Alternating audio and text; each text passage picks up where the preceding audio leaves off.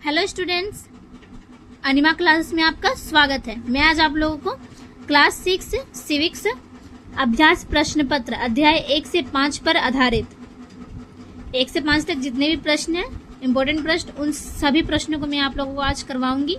ठीक है, तो चलिए वीडियो को स्टार्ट करती हूँ। पहला प्रश्न है, हमारे संविधान में देश भाषाओं को मान्यता दी गई है। उत्तर होगा ग 22। दूसरा प्रश्न है, महाराष्ट्र देश के और बंगाल देश के उत्पादन के लिए प्रसिद्ध है। उत्तर होगा ग कपास और जूट। तीसरा प्रश्न है, दूसरे विश्व युद्ध के दौरान निम्नलिखित में से कौन जर्मनी को हराया था। उत्तर होगा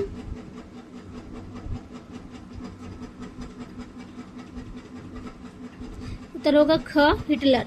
चौथा प्रश्न है, इनमें से किस शासन प्रणाली में जनता की भागीदारी होती है। उत्तर होगा लोकतंत्र। पांचवा प्रश्न है, अंतर्राष्ट्रीय महिला दिवस किस दिन मनाया जाता है। उत्तर होगा क 8 मार्च। छठा प्रश्न है, इनमें से कौन सी संस्था गांवों में न्यायालय की तरह काम करती है। उत्तर होगा ग न्याय पंचायत। ठीक है। सातवां प्रश्न है, ग्राम पंचायत का हर देश के बाद चुनाव होता है। उत्तर होगा क 5 वर्ष। आठवां प्रश्न है, सातवां प्रश्न है, ग्राम पंचायत का हर देश के बाद चुनाव होता है। उत्तर होगा क 5 वर्ष। आठवां प्रश्न है, पंचायती राज संस्थाओं में महिलाओं के लिए कम से कम कितने घंटे आरक्षित हैं। उत्तर होगा ग 1/3।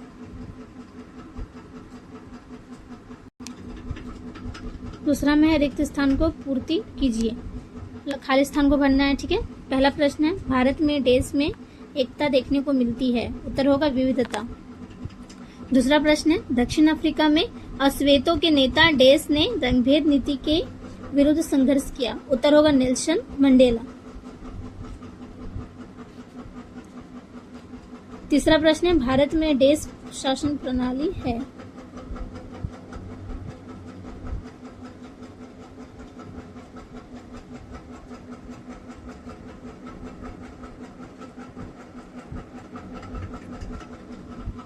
चौथा प्रश्न है, भारत का हर नागरिक जिसकी आयु 10 वर्ष से अधिक हो उसे वोट देने का अधिकार है। उत्तर होगा 18।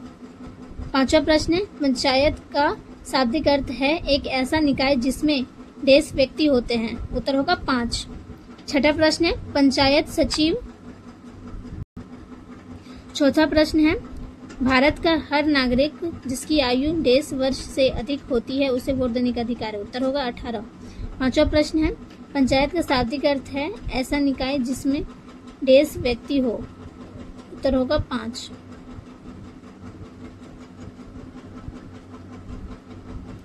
छठा प्रश्न है, पंचायत सचिव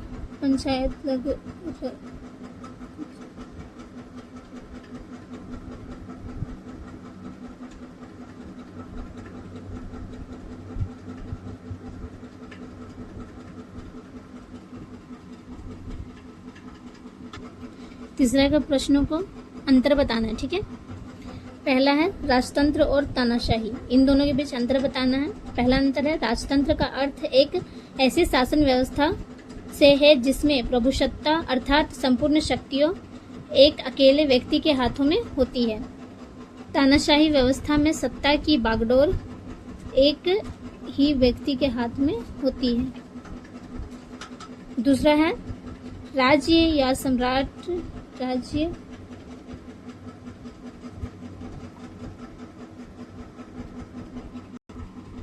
राजतंत्र में निर्णय लेने की प्रक्रिया में आम जनता की कोई भागीदारी नहीं होती।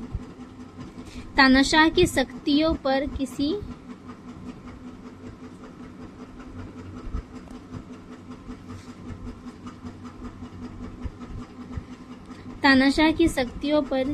किसी तरह की अंकुश नहीं होता। दूसरा है एकात्मक और संघात्मक शासन प्रणाली। इन दोनों के बीच अंतर बताना है। पहला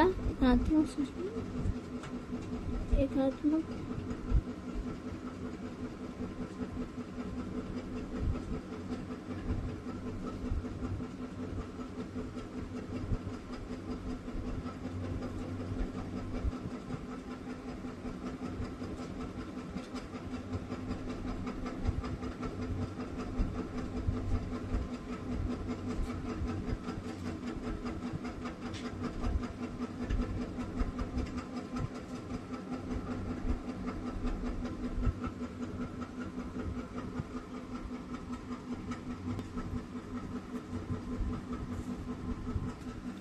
तीसरा में ग्राम सभा और ग्राम पंचायत। इन दोनों के बीच अंतर बताना है। ठीक है, पहला अंतर है ग्राम सभा गांव की महासभा होती है। ग्राम पंचायत के अध्यक्ष को सरपंच कहते हैं। दूसरा, यह गांव के उन सभी लोगों से मिलकर बनती है जिनकी आयु कम से कम 18 वर्ष होती है। ग्राम पंचायत के सदस्यों का चुनाव ग्राम सभा द्वारा किया जाता है।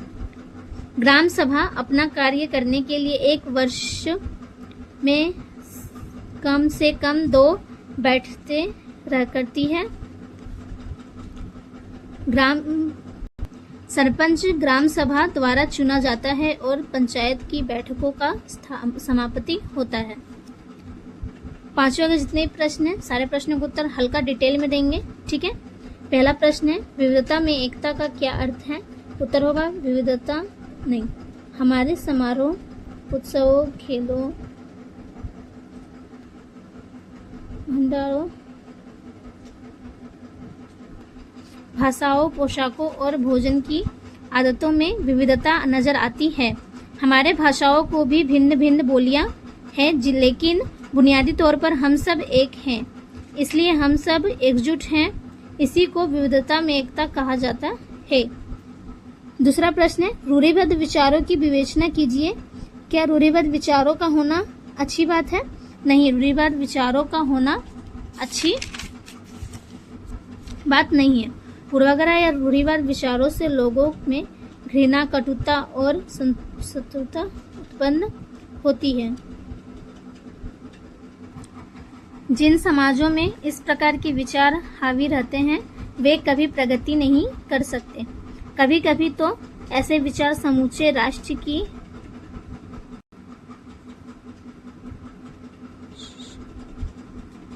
शांति और प्रगति के खतरनाक प्रसिद्ध होते हैं। तीसरा प्रश्न है हमारी सरकार की 3 भिन्न स्तरों पर कार्य करती है। उत्तर होगा हमारी सरकार 3 भिन्न स्तरों पर कार्य करती है, निम्नलिखित है। पहला स्थानीय स्तर, दूसरा राज्य स्तर और तीसरा केंद्रीय स्तर। निम्नलिखित है पहला स्थानीय स्तर, दूसरा राज्य स्तर, तीसरा केंद्रीय स्तर। चौथा प्रश्न है समानता का अधिकार क्या है। उत्तर होगा यह कानून के समक्ष समानता की गारंटी देता है और जाति, वर्ण, धर्म या लिंग के आधार पर किसी भी भेदभाव को नकारता है। पांचवा प्रश्न है न्याय पंचायत किसे कहते हैं। उत्तर होगा न्याय पंचायत एक उपयोगी संस्था है। इसकी स्थापना ग्रामीणों को कम खर्च पर शीघ्र न्याय प्रदान करने के लिए की गई थी। पांचवें में जितने प्रश्न हैं उन सभी प्रश्नों को उत्तर थोड़ा डिटेल में देंगे। ठीक है, पहला प्रश्न है त्रिस्तरीय पंचायती राज प्रणाली की विवेचना करें। उत्तर होगा त्रिस्तरीय पंचायती राज प्रणाली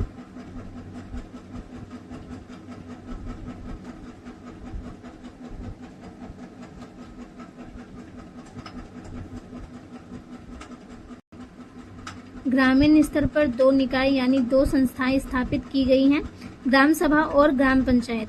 खंड यानी ब्लॉक पर पंचायत समिति कार्य करती है और जिला स्तर पर जिला परिषद होती है। दूसरा प्रश्न है लोकतंत्र में विपक्ष की क्या भूमिका होती है। उत्तर होगा लोकतंत्र में विपक्ष की निम्नलिखित भूमिका है। पहला जवाबदेही या निगरानी, निष्पक्ष संसद और बाहर सरकार की गलत नीतियों,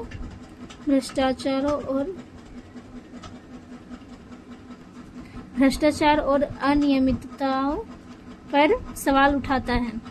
दूसरा संतुलन और नियंत्रण, तीसरा होगा प्रश्नात्मक।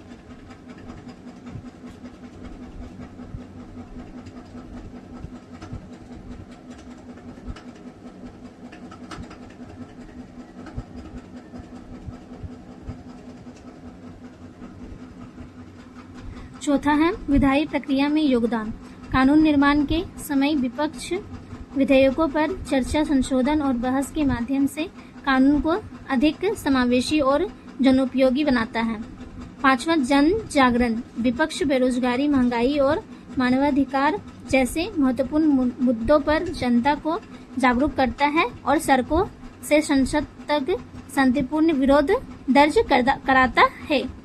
तीसरा प्रश्न है लोकतंत्र की सफलता किन बातों पर निर्भर करती है? उत्तर होगा लोकतंत्र की सफलता निम्न बातों पर निर्भर करती है।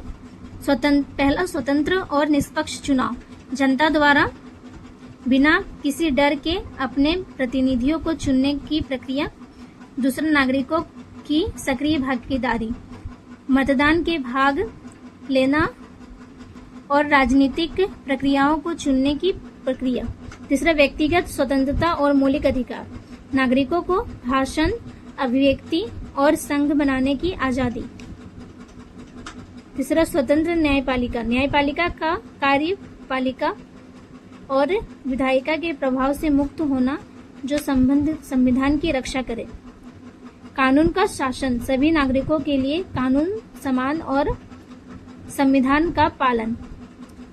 सामाजिक आर्थिक समानता, गरीबी, निरक्षरता और लैंगिक भेदभाव को खत्म, जिससे कभी किसी को समान अवसर मिले। चौथा प्रश्न है पूर्वाग्रह के क्या कुप्रभाव होते हैं? उत्तर होगा पूर्वाग्रह के निम्नलिखित कुप्रभाव है। पहला, भेदभाव और असमानता। पूर्वाग्रह भेदभाव का मुख्य कारण है। यह लोगों के साथ उनके समूह के आधार पर अनुचित और असमान व्यवहार को जन्म देता है। दूसरा, सामाजिक तनाव और संघर्ष। जब एक समूह दूसरे समूह के खिलाफ पूर्वाग्रह रखता है तो आपसी संबंध बिगड़ जाते हैं, जिससे हिंसा, दंगे और सामाजिक संघर्ष जैसी स्थितियां पैदा हो सकती हैं। तीसरा, अल्पसंख्यकों का उत्पीड़न। पूर्वाग्रह के कारण अक्सर अल्पसंख्यक समूहों को निशाना बनाया जाता है, जिससे नस्लीय प्रोफाइलिंग और दुर्व्यवहार की घटनाएं बढ़ती है। चौथा, सामाजिक एकजुटता में कमी। ठीक है। पांचवा प्रश्न है भारत की विविधता में भौगोलिक तत्वों का क्या योगदान रहा? उत्तर होगा भारत की भौगोलिक विविधता तत्वों का निम्नलिखित योगदान है। पहला, भू आकृतियों का प्रभाव। दूसरा, जलवायु की भूमिका। तीसरा, नदियों प्रणालियों का योगदान। चौथा, जनजातियों और क्षेत्रीय पहचान। ठीक है। तो इस चैप्टर का मैं प्रश्नोत्तर सारा कुछ आप लोग करवा चुकी हूँ। अच्छा, आशा है कि आपको वीडियो पसंद आया होगा। धन्यवाद।